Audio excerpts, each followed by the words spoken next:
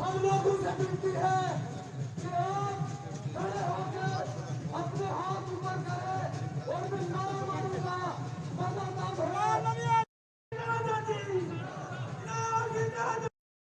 फखरे हिंदुस्तान जनाब गुलाम नबी आजाद साहब, यहाँ के आपके महबूब लीडर आपका मिनिस्टर जुगल किशोर शर्मा जी, साबका मिनिस्टर गुलाम मोहम्मद सुरूरी साहब, साबका मिनिस्टर चौधरी गारूराम जी,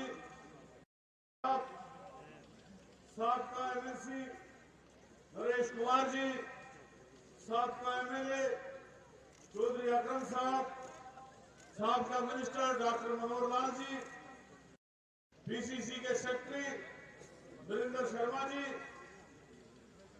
और हमारे साबका डिप्टी स्पीकर हैदर मलिक साहब।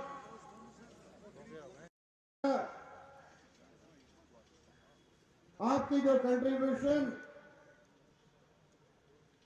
हिंदुस्तान के लिए रही है, लगी हुई ये कॉन्स्टिट्यूंसी के 3 बार नुमाइंदे रहे कांग्रेस पार्टी के 1996 के बाद पार्टी के लीडर रहे, स्पीकर रहे, डिप्टी चीफ मिनिस्टर रहे हमारे साथी ताराचंद जी। यहाँ मेरे साथ बहुत सारे साथी हैं। पीरजादा सईद साहब कश्मीर से एक्स पीसीसी प्रेसिडेंट, कई बार कैबिनेट मिनिस्टर रहे हैं। सुरूरी साहब कई बार मिनिस्टर रहे हैं।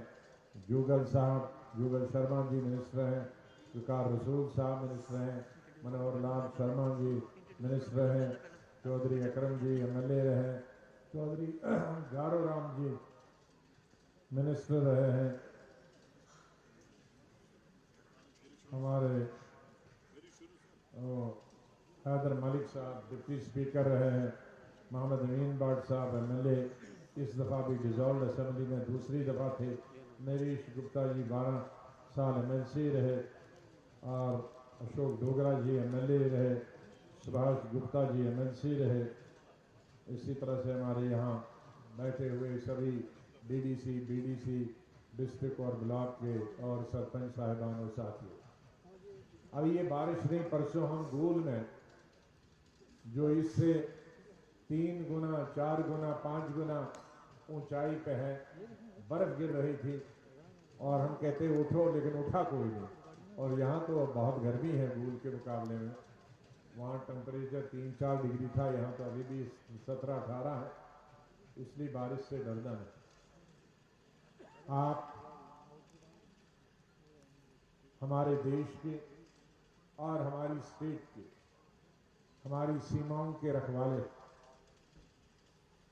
1947 से लेकर आज तक बॉर्डर पर रहकर तकरीबन ये तीसरी नस्ल है जो तोपों की गड़गड़ाहट और पाकिस्तान के गोला बारूद के छांव में पैदा हुए हैं, बड़े हुए हैं और अभी तक सलामत हैं।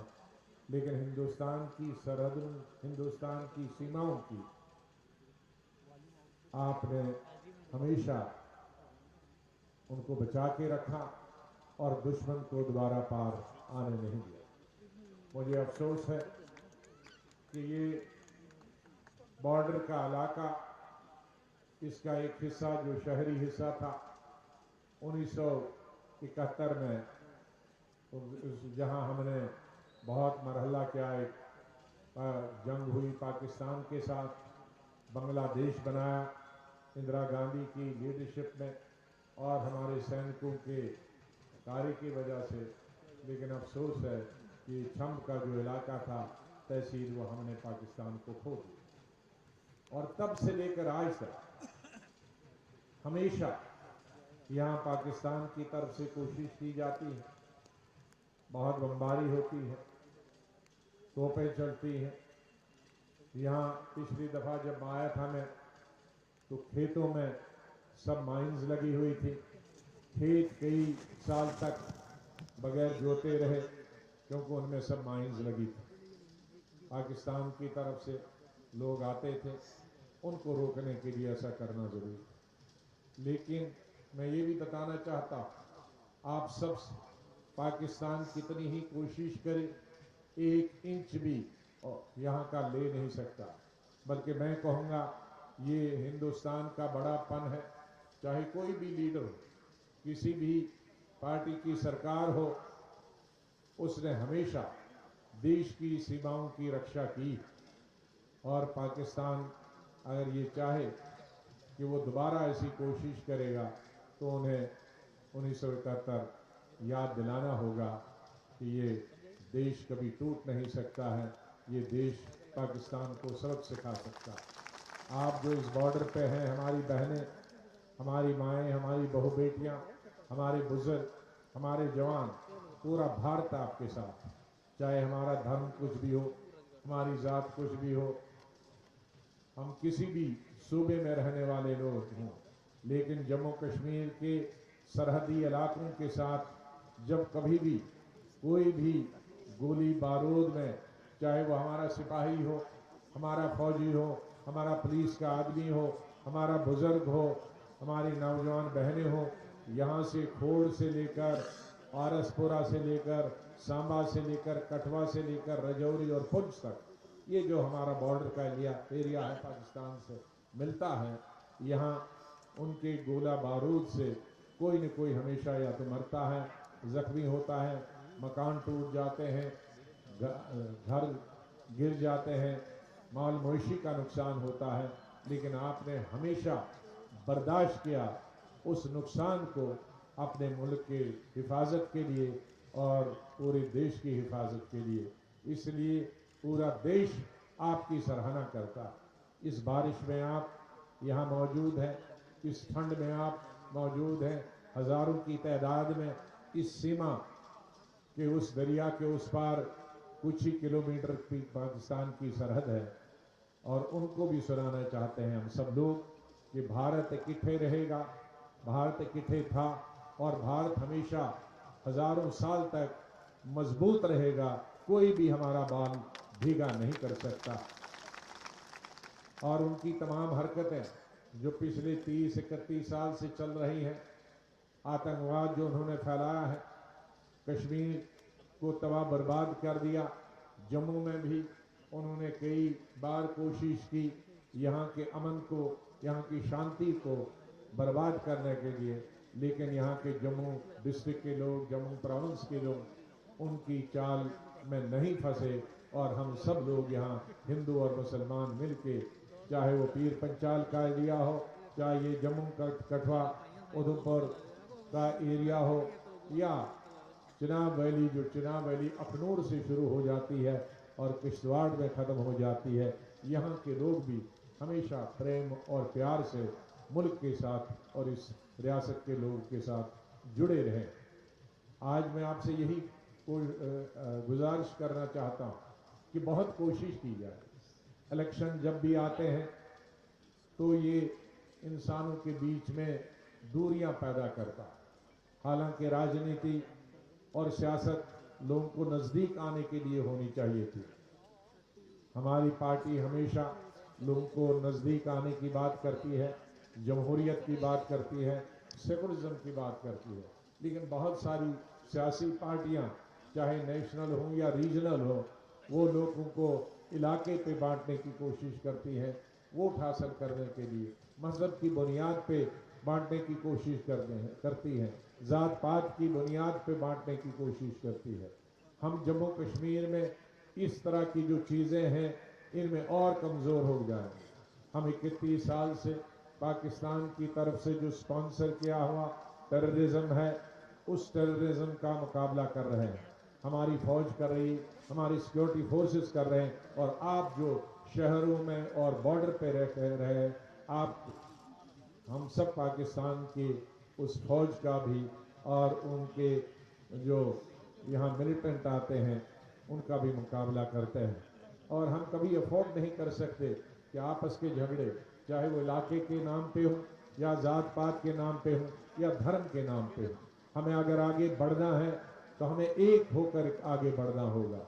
हम किसी भी चालबाजी और जालसाजी में न फंसे जो हमको बांटने के लिए कोशिश की जाती है। ये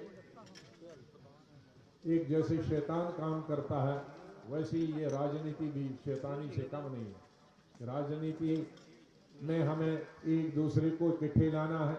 हमारे बीच की जो दीवारें हैं, जो आरजी दीवारें हैं, जो रेत की बनी हुई दीवारें हैं, उन दीवारों को गिरा देना है और हम एक हो जाएं, इकट्ठे हो जाएं अपने मुल्क के इतिहाद के लिए, अपने मुल्क की तामीर के लिए, अपने मुल्क की तरक्की के लिए।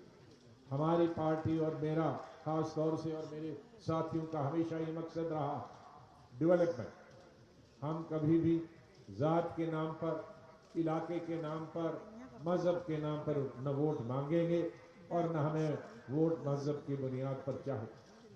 हमें इंसानियत के नाम पे हम इंसानों के लिए लड़ेंगे, इंसानियत के लिए काम करेंगे और इंसानों की बहबूदी के लिए, उनकी अच्छाई के लिए, उनकी डेवलपमेंट के लिए, उनके विकास के लिए काम करेंगे। अस्पताल की अगर जरूरत है, स्कूल की जरूरत है, बेरोजगारी की जरूरत है, नौकरी की जरूरत है, रोड की जरूरत है, अगर वो हिंदू को है तो मुसलमान को भी है, अगर वो सिख को है तो ईसाई को भी है, अगर वो शहर वाले को है तो देहात वाले को भी, अगर वो मर्द को है तो औरत के लिए भी इतनी जरूरी है।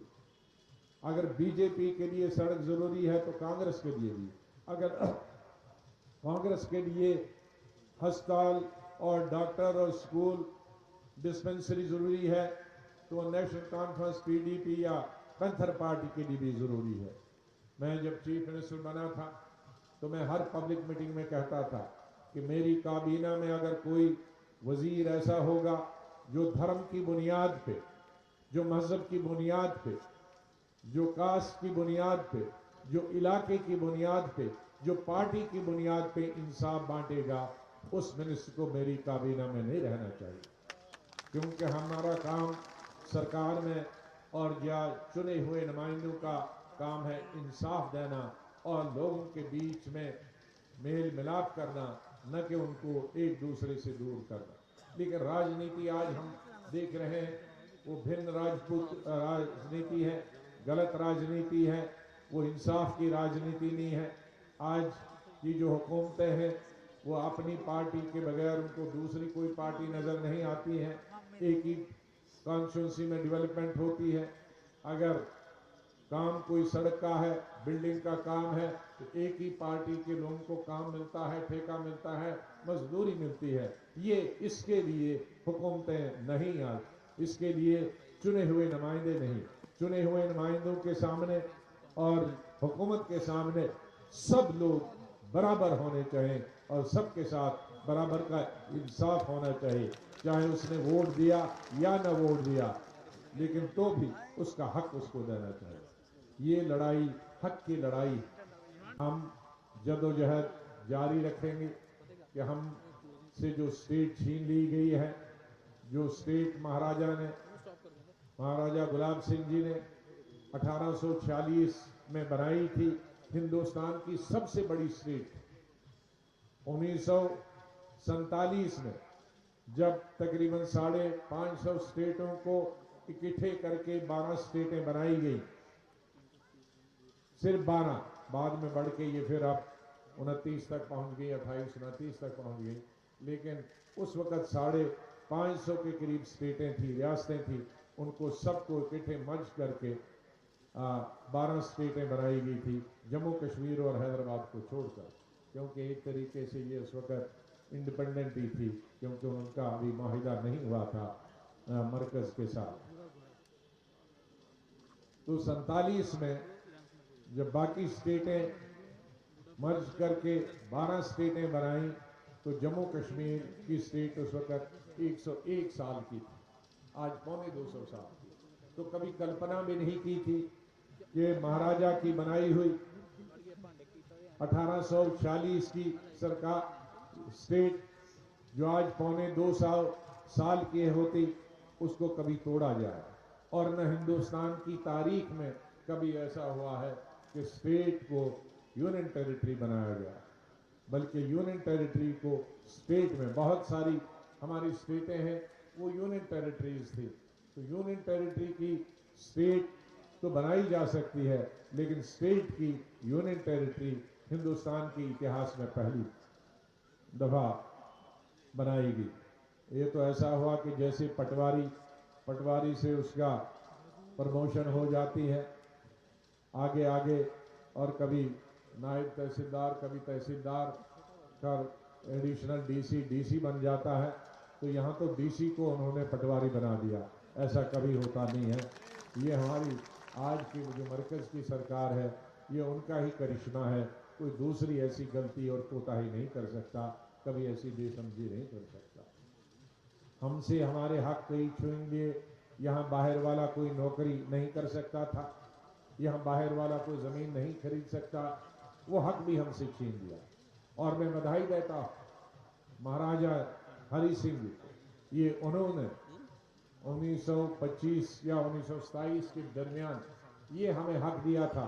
वो अच्छी तरह से जानते थे कि हम एक बॉर्डर स्टेट है, हमारे सर पे पाकिस्तान एक तरफ से बैठा हुआ है, दूसरी तरफ से हमारे सर पे लद्दाख की तरफ चाइना बैठा हुआ। यहाँ कोई बड़ी इंडस्ट्री नहीं लगेगी, हमारे पास कोई ज़मीन नहीं है, एरिया बहुत है लेकिन एरिया पहाड़ी है, उस पर कुछ उग नहीं सकता, उस पर घर नहीं बन सकता, उस पर खेती नहीं हो सकती। हमारा एरिया जंगलात का है, इस जंगलात आप काट नहीं सकते, उसमें बस नहीं सकते। तो इसीलिए उन्होंने कहा कि अभी थोड़ी सी ज़मीन है, उसी थोड़ी सी ज़मीन पे हमने घर भी बनाने हैं, कस्बे भी बसाने हैं, शहर भी बसाने हैं, रेल गाड़ियाँ भी की पटड़ियाँ भी बिछानी हैं, अस्पताल बनाने हैं, स्कूल बनाने हैं, कॉलेजेस बनाने हैं, यूनिवर्सिटीज़ बनानी है। इसके लिए हमें ज़मीन चाहिए और खेती के लिए ज़मीन चाहिए। ये महाराजा इतने साल पहले, तकरीबन 100 साल हो जाएगा 2-4 सालों में, 4 साल के बाद 200 साल, 100 साल हो जाएगा।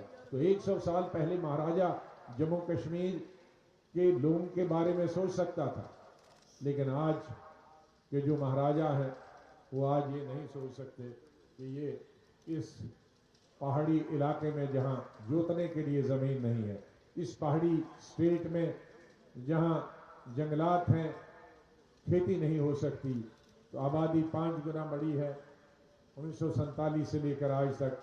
तो ये लोग घर कहाँ बनाएंगे, ये खेती कहाँ करेंगे, ये अनाज कहाँ पैदा करेंगे, ये खाएंगे कहाँ, ये नौकरी कहाँ करेंगे।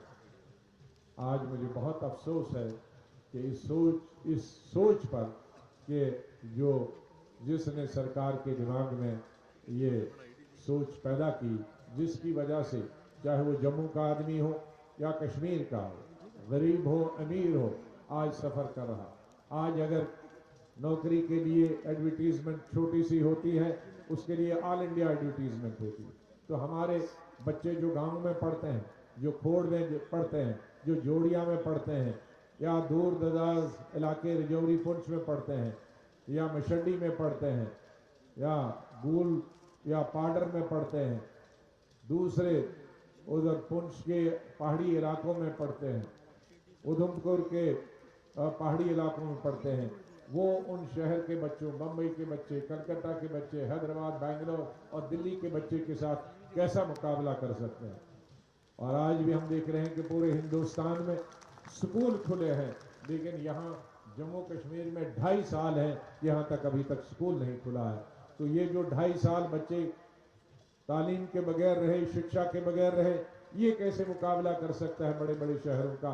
आज जब भी इंटरव्यू होगा यहाँ किसी चीज़ के लिए, यूनिवर्सिटी में लेक्चरर के लिए या किसी पोस्ट के लिए या कम्युनिकेशन में या रेडियो में, टेलीविज़न में, ये मुकाबला नहीं कर सकता। तो उसका मतलब है एक साजिश के तहत हमको और पीछे करने की कोशिश की। हमारी स्टेट पिछले 31 साल से तो पीछे हो गई थी, इंडस्ट्री के मुकाबले में पीछे हो गई थी, एम्प्लॉयमेंट के मुकाबले में पीछे हो गई थी। क्योंकि आतंकवाद की लपेट में पूरा स्टेट था और इसमें जितना डेवलपमेंट होना चाहिए था वो इन 31 सालों में नहीं हो पाया आतंकवाद की वजह से। लेकिन अब हमको जरूरत थी, हमको एक बूस्टर की जरूरत थी। हमें उम्मीद थी कि यहाँ इस तरह की इंडस्ट्रीज आए, यहाँ और एम्प्लॉयमेंट पैदा हो जाए, हमारे लाखों बच्चों को एम्प्लॉयमेंट मिले, यहाँ सड़कों का जाल बिछाया जाए, यहाँ अस्पतालों का जाल बिछाया जाए, यहाँ स्कूल का जाल बिछाया जाए, तो ताकि मजदूरी मिले, जो हमारे मजदूर भाई हैं उनको मजदूरी मिले, जो हमारे मेसन भाई हैं, जो कारपेंटर भाई हैं, जो स्किल्ड जिन्होंने ट्रेनिंग की है उनको नौकरी मिले। लेकिन ऐसा हुआ नहीं। मैंने अपने वक्त में हमारे नौकरी के लिए, रोजगार के लिए, खास करके जो मजदूर तबका है, स्किल तबका है, डबल शिफ्ट ट्रिपल शिफ्ट की थी ताकि हर आदमी को किसी न किसी शिफ्ट में काम मिलता था, चाहे पहली शिफ्ट में मिले, दूसरी शिफ्ट में मिले, तीसरी शिफ्ट में। लेकिन आज मैं तकरीबन पूरे स्टेट के सभी इलाकों का दौरा किया, सिर्फ कश्मीर नॉर्थ कश्मीर में नहीं किया, बाकी जम्मू सूबा के सभी खितों का मैंने दौरा किया। कहीं मैंने सड़क पे काम करते हुए नहीं देखा, मैंने कोई स्कूल की तामीर, कोई सरकारी बिल्डिंग की तामीर नहीं देखी, कोई मजदूर की शक्ल तक मैंने पिछले 1.5 महीने में नहीं देखी। हम जब हमारी सरकार थी, जिधर से जाओ तो सिर्फ आदमी ही आदमी नजर आ रहे थे, या सड़क बनाने के लिए या बुलडोजर चल रहे थे, या स्कूल की तामीर हो रही थी, बिल्डिंग की तामीर हो रही थी, कॉलेज की तामीर हो रही थी, अस्पताल की तामीर हो रही थी। तो जिस स्टेट में कोई भी तामीर ना हो तो वहां का मजदूर क्या खाएगा, वहां का नौजवान क्या खाएगा, वहां का स्किल्ड वर्कर क्या खाएगा, वहां का हमारा शहर में रहने वाला या देहात में रहने वाला गुजर बकरवाल या गद्दी हमारा, वो क्या खाएगा, हमारा दलित भाई क्या खाएगा, या हमारे शहर में दूसरी जातियों के हमारे राजपूत हैं, दूसरे ब्राह्मण भाई हैं, हमारे यहाँ दूसरी जगहों की शहरों की तरह राजस्थान की तरह नहीं, कुछ जिन्होंने हुकूमत की है तो उनके पास हजार कनाल है। हमारे स्टेट में तो राजपूत भी गरीब है, ब्राह्मण भी गरीब है, हमारा बनिया भाई वो भी गरीब है, दलित और गुजर भाई तो गरीब थे, गद्दी गरीब थे ही। तो हमारा यहाँ सबका एक ही हाल है। यहाँ किसी का कोई नाम तो होगा, जाति होगी बड़ी स्वर्ण जाति, लेकिन काम बेचारे का कुछ नहीं है, खाने के लिए उसका दूसरी जातियों की तरह है, वो भी बेकार और बेरोजगार है। तो पूरी स्टेट गुर्बत और जहलत की तरफ जा रही है, पूरी दुनिया, पूरा हिंदुस्तान आगे बढ़ रहा है 21वीं सदी में, और हम 20वीं सदी में पहुंच गए हैं, ऐसा मैं देख रहा हूं। इसके लिए हमें बदलाव चाहिए, और वो बदलाव मैं नहीं ला सकता, वो बदलाव इस स्टेज पे बैठे हुए हमारे साथी नहीं ला सकते, चाहे वो कश्मीर के हों या जम्मू के हैं, हिंदू हो मुसलमान, कोई बदलाव नहीं ला सकता है। लोकतंत्र में, जमहूरियत में अगर कोई बदलाव ला सकता है तो जनता ला सकती है। मैं इसीलिए इस स्टेट की जनता से अपील करूंगा कि हमारा साथ दिए, हमारा सहयोग दीजिए, और धर्म के नाम पर, जाति के नाम पर और इलाके के नाम पे वोट नहीं हो, बल्कि काम के नाम पर वोट होना चाहिए। अभी आपने सब पार्टियां परख ली हैं, नेशनल कॉन्फ्रेंस ने भी हुकूमत की है, पीडीपी ने भी हुकूमत की है, कांग्रेस ने भी हुकूमत की है, और बीजेपी ने भी हुकूमत की। लेकिन आपको मालूम है सड़कों का जाल कब बिछा, स्कूलों का जाल कब बिछा, अस्पतालों का जाल कब बिछा, डिस्ट्रिक्टें कब बनी, तहसीलें कब बनी, नियाबतें कब बनी, एम्प्लॉयमेंट कब मिली, डबल शिफ्ट ट्रिपल शिफ्ट कब मिली, आपके पास कौन पहुंचा, ताराचंद जी पहुंचा या कोई दूसरा पहुंचा, सुरेरी साहब और पीरजादा सईद साहब या अमीन साहब या दूसरे डॉक्टर मनोहर लाल या विकार उसूल या दूसरा कोई हमारा एमएलए वो पहुंचा, उस कांग्रेस हमारी पार्टी का या दूसरा आदमी पहुंचा। तो इसलिए मैं गुजारिश करूंगा आप सबसे, मैं इसलिए गुजारिश करूंगा, जिस तरह से आप एक तरफ बेकारी और बेरोजगारी से जूझ रहे हैं, दूसरी तरफ भयंकर जो महंगाई है उससे जंग कर रहे हैं, उसके खिलाफ जहाद कर रहे हैं। मैं नहीं मालूम, बहुत सारी मेरी बहनें और बहु बेटियां यहाँ हैं, ये पता नहीं किचन कैसे चलाती हैं, क्योंकि तेल महंगा है, गैस दुगनी तिगनी है। हमारी हुकूमत जब 7 साल पहले थी तो गैस, चूल्हे की गैस 400 450 रुपए में मिलती थी, आज 1000 में है। अब गैस कहाँ, अब लकड़ी भी नहीं मिलती। अब पेट्रोल और डीजल की कीमत और जो जलाने का तेल वो तो खत्म ही हो गया, चीनी था वो भी खत्म ही हो गया, वो देना ही बंद हो गया राशन कार्ड से। तो मैं अपनी बहनों की माओं की दाद देता हूं कि वो किचन कैसे चलाती हैं, मेरी समझ में नहीं आता। और मैं उन मजदूर भाइयों से मेरी हमदर्दी है जिनको काम नहीं मिलता करने के लिए, उस मैसन से मेरी हमदर्दी है जिसको पैसा नहीं मिलता काम करने का, उस कारपेंटर से, उस मेरे गुजर बकरवाल भाई से जो जिसको वो मंजू के लिए घास भी नहीं है, वो कहां से लाएंगे, पहाड़ों पे मिलिटेंसी की वजह से चढ़ नहीं सकते। और मेरे गांव में हर एक मेरा भाई हो, दलित भाई हो या सोरेन भाई हो, उसके पास जमीन कहाँ है, खेती कहाँ। जमीन जो थोड़ी सी थी कुछ हमने दी थी रोशनी में, मैंने धर्म और जाति नहीं पूछा था, मैंने इतना ही समझा था कि भाई 2 कनाल 3 कनाल जमीन पे अगर वो 40 साल 50 साल से बैठा है, रोजी कमा रहा है, तो उसको दे दो, वरना रोज उससे पटवारी या पुलिस के लोग पैसे खसते थे, तुम जमीन पर है दे दो। उसके पास तो होता नहीं था, वो जमीन भी वापस ली, जो घाई चराई की जमीन थी वो भी वापस ली, सरकारी जमीन वो भी वापस ली। इधर कठुआ जिले में 1947 में हमारे जो विस्थापित हुए थे हिंदू भाई, उनकी वो जमीन भी वापस ली। तो ये वापस लेके जमीन को क्या करना है, जमीन हमारे लिए है, गरीबों के लिए है, लोगों के लिए है, किसानों के लिए है, मजदूरों के लिए है।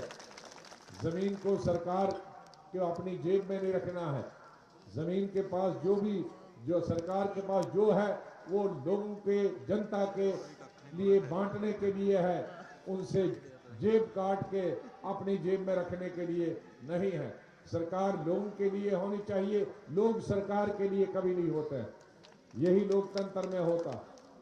जब डेमोक्रेसी लोकतंत्र नहीं होता है तब सारी जो दौलत है वो सरकार की होती है, लेकिन जब जमहूरियत होती है, लोकतंत्र होता है, तो सारा खजाना लोगों के लिए है, सरकार के लिए नहीं है। आज वो सरकार अपने पास लाती है। मुझे पूरी सहानुभूति है आपके साथ, पूरी हमदर्दी है आपके साथ, और विशेष रूप से बॉर्डर के जो लोग हैं उसमें तो हम सब आपके साथ, जितने यहाँ बैठे हैं, हम आपके साथ खड़े रहेंगे हर वक्त में, हर लड़ाई में। वो पाकिस्तान के साथ उनकी गोला बारूद की लड़ाई हो, उसके में वो मुकाबला करेंगे। इस गरीबी के खिलाफ जो जहाद करना है, उस गरीबी के खिलाफ भी हम आपके साथ हैं। और बेकारी और बेरोजगारी जो भयंकर है पूरे स्टेट में, पूरे हिंदुस्तान में, और ख़ास तौर से इन इलाकों में, उसमें भी हम आपके साथ खड़े रहेंगे। ताराचंद जी के साथ खड़े रहेंगे, आपके साथ खड़े रहेंगे, और इस तरह के तमाम बॉर्डर एरियाज के साथ और जम्मू कश्मीर के सभी इलाकों में रहने वाले, शहर देहात में रहने वाले लोगों के साथ खड़े रहें। आप इतनी ठंड में, और थोड़ा बूंदाबांदी भी हो रही थी, आज के लिए फोरकास्ट बड़े दिनों से था कि बारिश हुई, तो बारिश होनी भी चाहिए आपकी फसल के लिए। इस रेतीले पत्थरों में कहीं कनक के 4 दाने बन जाए और आपकी इस गरीबी में शायद कुछ आसानी हो जाए। हम दुआ करते हैं कि बारिश भी हो, और इस बारिश में और ठंड में आप यहाँ खड़े रहें। मैं आपका बहुत बहुत धन्यवाद करता हूँ, मशकूर हूँ आपका, मैं तमाम साथियों का, और विशेष रूप से हमारे एक्स डिप्टी सीएम ताराचंद जी का बहुत बहुत मुबारक देता हूँ कि आपने बहुत भारी मेहनत की। मैं आपको नए साल की शुभकामनाएं देता हूँ। अभी 4-5 दिन के बाद नया साल आए, ये